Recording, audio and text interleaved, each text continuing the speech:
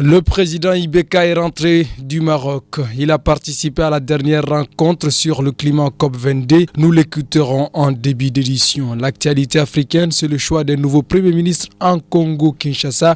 Il s'appelle Samuel Badibanga. Sport, les Aigles féminins participeront du 19 au 3 décembre à la CAN Cameroun 2016. Et en fin d'édition, dans la religion, nous parlerons du festival Maulid Nabawi de la communauté malienne des Soufis.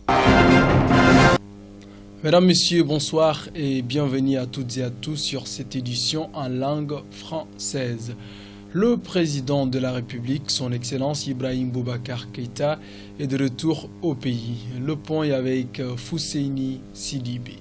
Le président Ibrahim Boubacar Keïta est rentré hier soir à Bamako. Dès sa descente d'avion, il a rassuré les Maliens et les Maliennes sur son état de santé.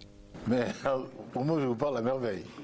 J'étais moins bien le lundi, comme vous le savez, en arrivant dans cette très charmante ville, l'Atlas marocain, Marrakech.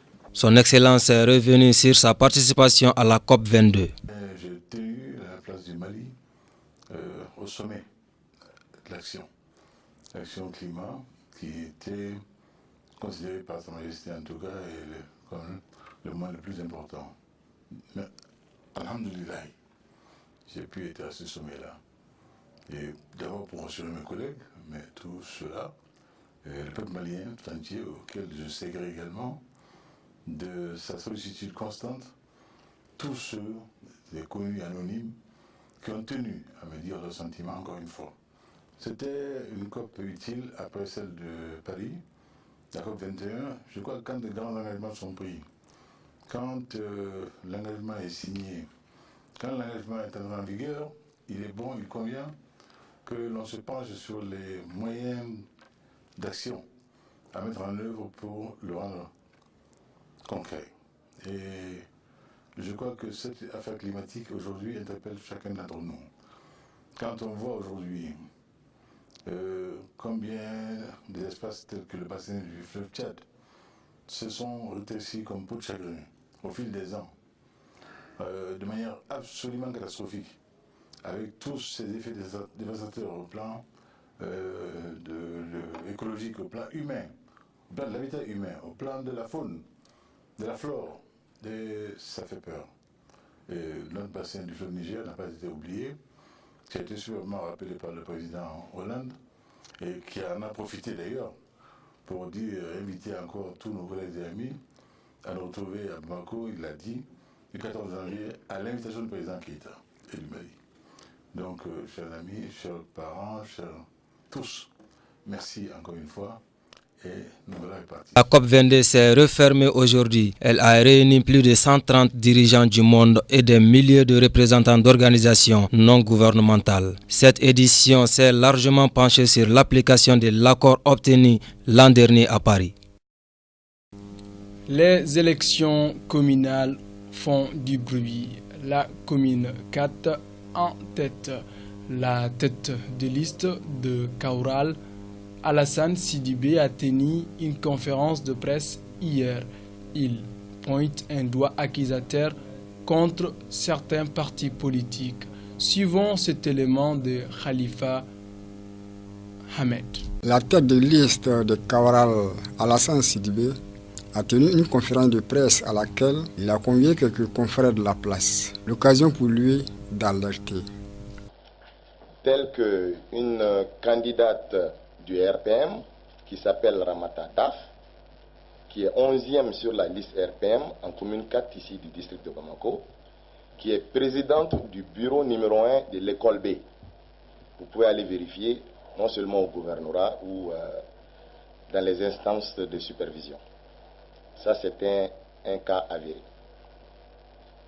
Nous avons aussi des éléments de partis politiques qui se promènent avec des fiches pour prendre des renseignements des jeunes, numéro de téléphone, carte NINA, et les appeler ensuite le jour des élections pour les payer 10 000, 20 000 francs CFA pour acheter leur conscience pour qu'ils aillent voter pour eux. C'est des preuves aussi avérées. Dans la question-réponse avec la presse, Alassane Sidibé a été le plus que possible et précis dans ses propos. Il a finalement souhaité un bon scrutin. Ce que j'ai à véhiculer pour ces présidents de bureau de vote, ces accesseurs, ces différents délégués, est que d'être persévérant, imperturbable, de ne pas se laisser acheter par quoi que ce soit. L'avenir appartient à la jeunesse et aux populations de ce pays. La tête de liste Kaoral espère être le prochain maire de la commune 4. Cette réponse et ce résultat dépendront des populations des 6 quartiers de la commune d'où il réside. Toujours dans le cadre des élections communales 2016, l'opposition républicaine a tenu une conférence de presse pour alerter l'opinion nationale et internationale. Suivant cet élément signé Fousseini Sidibé. L'opposition républicaine à sa tête, Soumaïla Cissé, a organisé une conférence de presse à 2 jours de l'élection. Les opposants craignent une large fraude de la part de leurs adversaires, principalement du parti au pouvoir. La conférence animée par Maître Boubacar Coulibaly, vice-président de l'URD, accompagné de Mahamadou Diko, président du PSP, et Soumaïla Koné des Phares. Au cours de ces échanges, l'opposition a parlé d'une fraude massive programmée. Elle a montré des spécimens qui circulent selon elle en communes 4, 5 et 6 de Bamako et de Dioïla. Les camarades de Tcheblé Dramé, Soumaïla et alliés ont aussi prévenu l'opinion nationale et internationale que si l'État ne cadre pas ces problèmes, elle risque de contester l'élection et de demander son annulation. Nous ouvrons la partie internationale de cette édition. D'abord en Afrique, intéressons-nous au Congo-Kinshasa. Le président de ce pays a nommé un tout nouveau Premier ministre. Il s'agit de qui? Suivant Khalif Cheikh Keïta. Beaucoup ont pensé à Vital Kamerhe, modérateur du dialogue national. Finalement, c'est le député Sami Badimbanga que Laurent Kabila a choisi pour diriger le poste du Premier ministre de la République démocratique du Congo jusqu'en 2018. Le choix est le résultat de l'accord signé entre le régime de Kabila et l'opposition qui a accepté de pourparler avec lui. Les autres opposants se moquent de cette nomination et se proposent par contre à intensifier leurs activités pour faire quitter Kabila, fils du pouvoir, dès le 17 décembre 2016.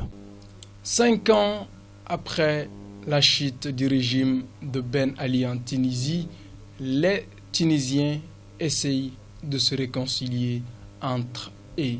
L'instance chargée de cette initiative a débuté ses travaux depuis hier soir, toujours avec Khalif Cheikh Keïta.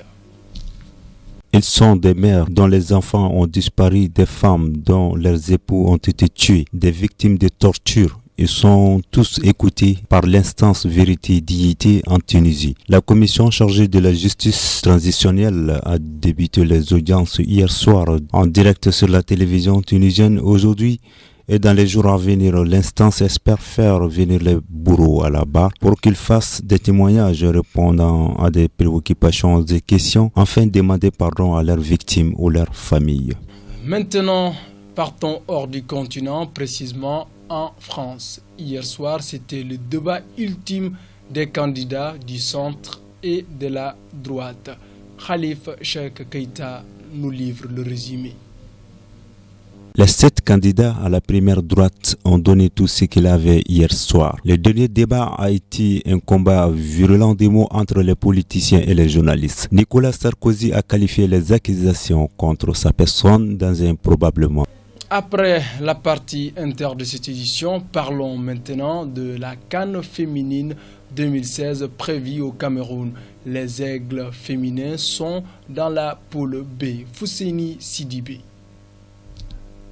L'équipe féminine de football du Mali s'est envolée hier soir pour le Cameroun. Les aigles du ballon rond participeront à la CAN féminine Cameroun 2016. Les Maliens sont logés dans la poule B en compagnie du Nigeria, du Ghana et du Kenya. Le pays organisateur est dans l'autre poule avec l'Afrique du Sud, Égypte et le Zimbabwe. Les matchs d'ouverture c'est demain 19 et la finale est prévue pour le 3 décembre 2016. Religion. La communauté malienne soufie organise du 11 au 18 décembre son festival dénommé Festival Maulid An-Nabawi. Les préparatifs et autres informations à savoir sur ce festival dans ces papiers signés Khalifa Cheikh Keita.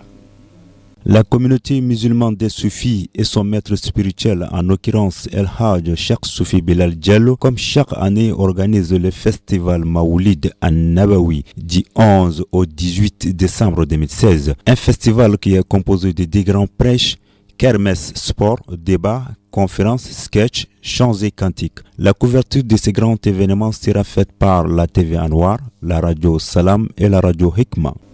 Voilà, c'est sur cet élément que nous refermons cette édition. Rendez-vous demain, Inch'Allah. Merci à toutes et à tous de nous avoir suivis. Excellente suite de programme en compagnie de Anwar TV.